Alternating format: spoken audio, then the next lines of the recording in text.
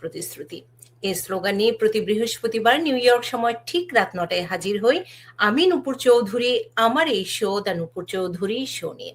The Nupur Chowdhury show মূলত তথ্যমূলক অনুষ্ঠান এবং আপনাদের ভালোবাসায় এবং আন্তরিকতায় আজ নূপুর চৌধুরী শোর 200তম পর্ব। 2023 সালে ফেব্রুয়ারিতে শুরু হয়েছিল এই অনুষ্ঠান এবং তখন থেকে নিয়মিতভাবে প্রচারিত হয়ে আসছে এই অনুষ্ঠান।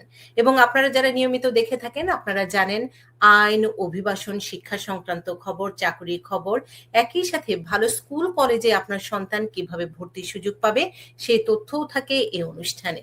থাকে ট্যাক্সের খবর, থাকে বিভিন্ন রাজনীতির খবর এবং আমরা সব সময় চেষ্টা করি, বিশেষ করে আমি প্রতিশ্রুতিবদ্ধ, যিনি যে বিষয়ে অভিজ্ঞ বিশেষজ্ঞ তার কাছ থেকে সেই পরামর্শগুলো আপনাদের কাছে পৌঁছে দেওয়ার জন্য।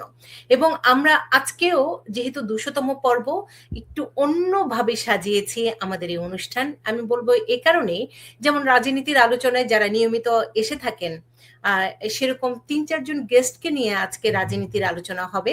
তবে সেই রাজনীতির আলোচনা মূলত 200তম পর্ব দ্য নূপুর চৌধুরী শোর সেটি সেলিব্রেশন করা হবে।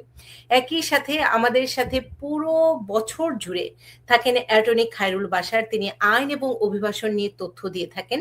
তিনিও থাকবেন আমাদের এই বিশেষ আয়োজনে, কারণ 200তম পর্ব এটি নিয়মিতভাবে হয়ে আসছে দ্য নূপুর চৌধুরী শো এবং এটি আপনাদের ভালোবাসাই সম্ভব হয়েছে।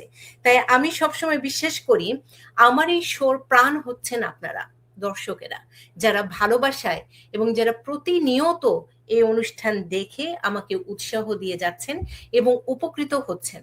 এবং আমি সবসময় বলি তথ্য যেমন গুরুত্বপূর্ণ হাতিয়ার, ঠিক তেমনি কার কাছ থেকে তথ্যটি নিচ্ছেন সেটাও কিন্তু গুরুত্বপূর্ণ হাতিয়ার। তাই আমি সবসময় আমার এই অনুষ্ঠানে একজন অভিজ্ঞ বিশেষজ্ঞ সার্টিফিকেটধারী যিনি প্রফেশনাল তাকেই নিয়ে আসি, যিনি পরামর্শ দেন, বিভিন্ন টিপস দেন। তবে আমি বলে থাকি যে যারা পুরো বছর জুড়ে যে আমাদের অতিথি যাদের মূল্যবান সময় দিয়ে আমাদের উপকৃত করে আসছেন, সময় দিচ্ছেন, তাদের প্রতি আন্তরিক কৃতজ্ঞতা এবং ধন্যবাদ জ্ঞাপন করছি, কারণ তাদের সেই সময়টুকুর মাধ্যমে আপনারা সেই তথ্যগুলো পেয়ে থাকেন। আমরা শুরু করব আইন এবং অভিবাসন নিয়ে এবং অ্যাটর্নি খায়রুল বাশার আছেন। আমি বলছিলাম অ্যাটর্নি খায়রুল বাশার, আপনি যেহেতু আমাদের সাথে সব সময় নতুন আপডেট নিয়ে হাজির হন, আজকে দ্য নূপুর চৌধুরী শোর 200তম পর্ব বিশেষ আয়োজন।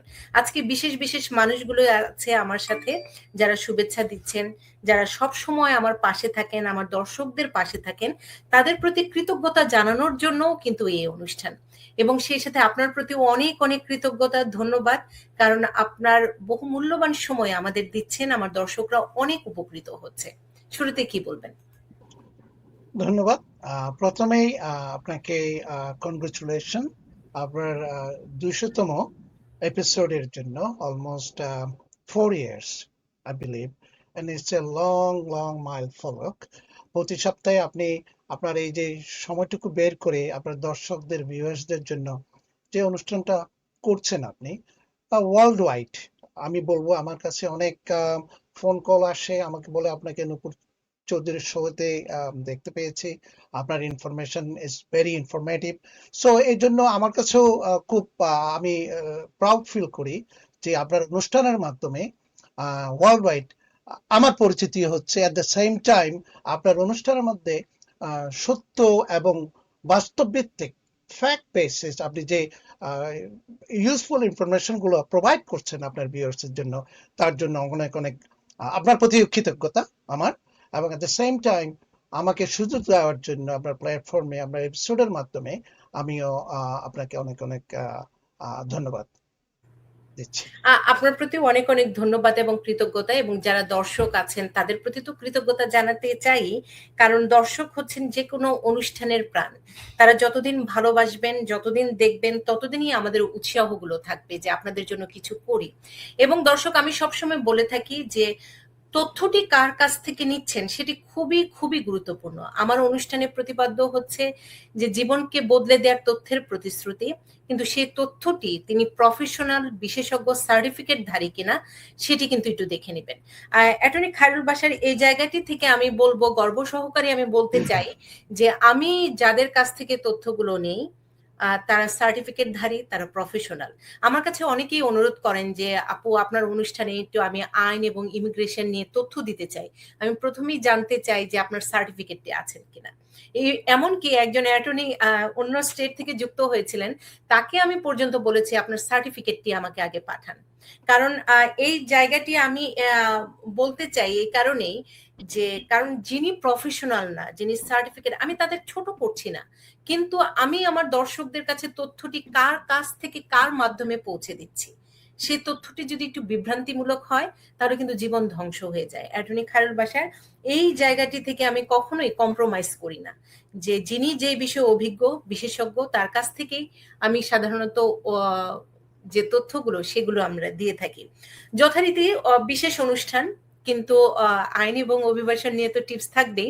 শুরুতে একটু জানতে চাই কোন বিষয়টির আপডেট এসেছে, নতুন আপডেট কোন বিষয়টি দিতে চান, কারণ আপনাকে পাওয়া মানে নতুন নীতি, নতুন আপডেট গুলো আমার দর্শকদের জানাতে পারি। ওয়েল, আমাদের আপনারা তো সবাই দেখছেন এভরি উইক আমাদের অনেক পলিসি আসছে, USCS policy, DHS policy. Last উইকে আসলো বার্থ রাইট সিটিজেনশিপ নিয়ে। আপনার অনুষ্ঠান আমি ছিলাম, লাইভ ছিলাম, তখনই সার্কুলারটা আসছে। তো এই বিষয়ে আমরা একটু আলাপ করতে পারি। কি আসলো যে নতুন, আবার বার্থ রাইট সম্পর্কে কি দুটো নিয়ম আসলো বা এক্সিকিউটিভ অর্ডার আসলো, এবং এর বিরুদ্ধে আবার আদালতেও কিন্তু এটার পৌঁছে গেছে already 11 August new Hampshire federal কোর্টে। আবার যারা আগে মামলা করছিল ওরা আবার আদালতে এটার মোশন ফাইল করেছে। সো এই বিষয়ে আমরা we can discuss little bit. হ্যাঁ, শুরুতে আমরা সেই বিষয়টি নিয়ে একটু আলোচনা করি অ্যাটর্নি খায়রুল বাশার। কারণ গত সপ্তাহে যখন ব্রেকিং নিউজটি এসেছে তখন আপনি ছিলেন, আমরা চেষ্টা করেছি প্রাথমিকভাবে যে তথ্যটুকু সেটুকু দেয়ার। তো এই ক্ষেত্রে আমি একটু জানতে চাই, সবার জন্য তো প্রযোজ্য নয় এটি, কারণ যেটি শুরুতেই বলা হচ্ছিল জন্মগ্রহণ করলেই আর সিটিজেনশিপ থাকবে না, এই নির্বাহী আদেশ বলে সেটি সবার জন্য প্রযোজ্য নয়। তো আমি শুরুতে একটু জানতে চাই কাদের জন্য এটি প্রযোজ্য হলো, তারপরে আমি আদালতের প্রাঙ্গণ পর্যন্ত যাবো, কিন্তু নির্বাহী এক্সিকিউটিভ অর্ডারের আন্ডারে। এটা এটা এখন যে নতুন যে এক্সিকিউটিভ অর্ডারটা আসছে এটা প্রযোজ্য হবে দুইটা শ্রেণীর মানুষের জন্য।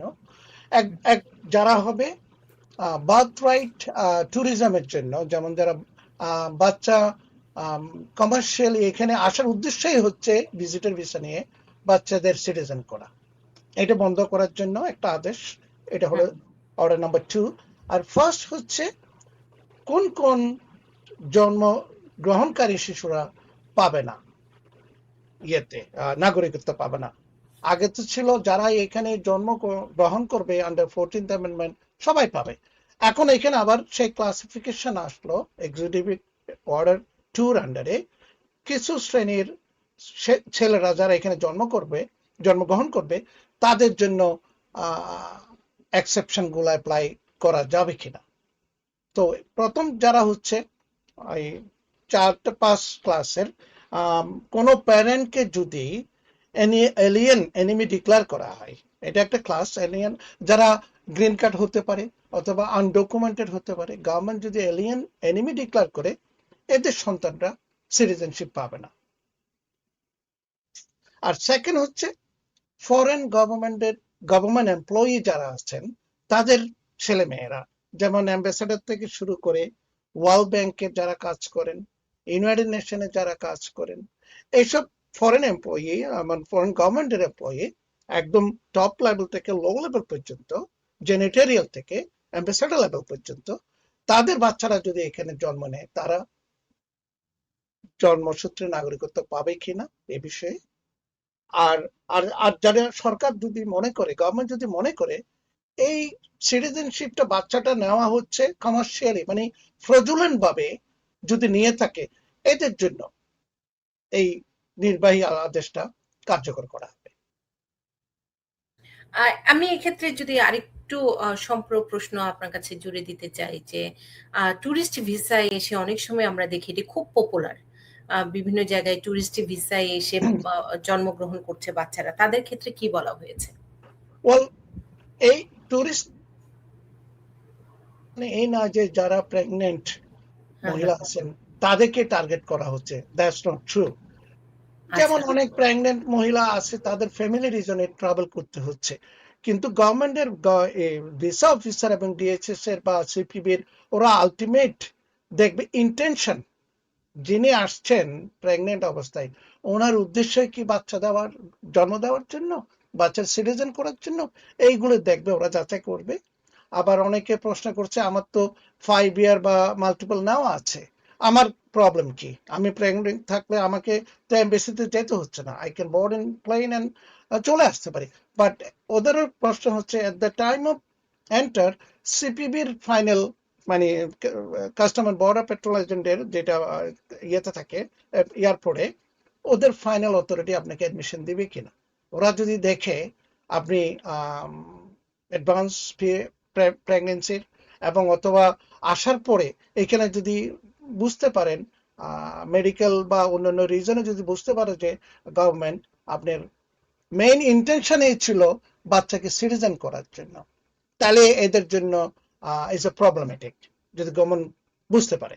তো আমি এই জন্য বলবো না, বাট ট্যুরিজম মানে সব প্রেগনেন্ট মহিলাই যে টার্গেট হবে, দ্যাটস নট দ্য আচ্ছা, গভর্নমেন্টের পলিসি। আমি একটু জানতে চাই অ্যাটর্নি খায়রুল বাশার, আদালতে যদি এর এগেনস্টে আবার আটকে দেয়, মানে তাহলে তো আগের অবস্থায় চলে গেল, তাই তো? ওয়েল, আদালতে আগে যারা মামলা করেছিল নিউ হ্যাম্পশায়ারে, সেম প্লেইন্টিফ, সেম বাদীরাই, মানে এই যে আমেরিকান সিভিল লিবার্টি ইউনিয়ন, ওরা আবার আদালতে এটা মোশন করলো আগের রায়ের সাথে এটাকে সংযুক্ত করে ক্লারিফাই করার জন্য, এই দুটাই এক্সিকিউটিভ অর্ডার। সো এটা এর মানে না যে এটা আগের অর্ডারের সাথে হয়তো বা সুপ্রিম কোর্ট বা ফেডারেল কোর্ট ওরা কম্বাইন করে একটা ক্লারিফাই করবে। সো এটা এখনো মাত্র সাবমিট করা হয়েছে আপনার 11 তারিখ, 2 দিন আগেই তো। So still it's long way to go, ultimately দেখা যাবে কি হয়।